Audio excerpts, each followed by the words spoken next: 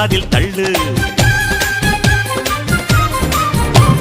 மேகம் மீதந்தாலும் காகம் பறந்தாலும் ஆகாயம்தான் அழுக்காக ஆகாதுன்னு சொல்லு. பூ பந்தை யாரும் நீரில் பத்தித்தான் வச்சாலும் வந்து வரும் தண்ணி மேலதான்.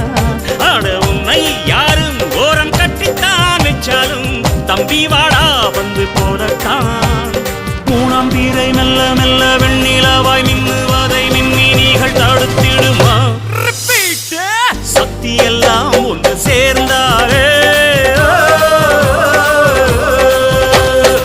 சொர்க்கம்